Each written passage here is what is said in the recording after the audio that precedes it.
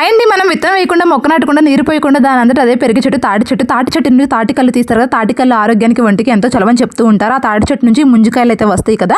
ఇంకా సమ్మర్ వచ్చిందంటే చాలా అందరూ ఎంతో ఇష్టంగా ఈ ముంజికాయలు తింటూ ఉంటారు. మనం తినకుండా చెట్టును అలాగే వదిలేసామనుకోండి, ఏమాత్రం పాడవకుండా తాటికాయలు అయితే రెడీ అయిపోతాయి. ఆ తాటికాయలు అయితే మనం ఎన్నో రకాల పిండి వంటలు అయితే చేసుకోవచ్చు. ఇంకా తాటి చెట్టు నుంచి తాటాకులు వస్తాయి కదా, తాటాకులతో అయితే ఇల్లు కుట్టుకుంటూ ఉంటారు. తాటి కమ్మలు పొయ్యిలో పెట్టుకుంటారు. చెట్టు మొత్తం నరికేసినా సరే ఆ మొండెం కట్ చేసుకుని ఇంకా పుల్లలాగా పెట్టుకుని పొయ్యిలో పెట్టుకుంటారు. చూసారా మనకి తాటి చెట్టు ఎన్ని రకాలుగా ఉపయోగపడుతుందో. ప్రకృతి మనకు అన్ని విధాలుగా ఉపయోగపడుతుంది. మనమే ప్రకృతిని అయితే ఉపయోగించుకోవట్లేదు సరిగా. మేమైతే ఇక్కడ ముంజులు కొందామని చెప్పి అడిగితే డజన్ 120 చెప్పారు. ఇంకెందుకులే ఊరికి వెళ్తే మనకి ఫ్రీగా దొరుకుతాయి కదా అని చెప్పేసి అయితే ఇంక ఊరికి వెళ్ళిన తర్వాత మా ఇంటికి అయితే వెళ్ళాము. మా మావి మా కోసం ముంజుకాయలు అయితే కోసుకొచ్చారు. ఇంకా మా హస్బెండ్ అయితే మా కోసం కట్ చేసి అయితే ఇస్తూ ఉన్నారు.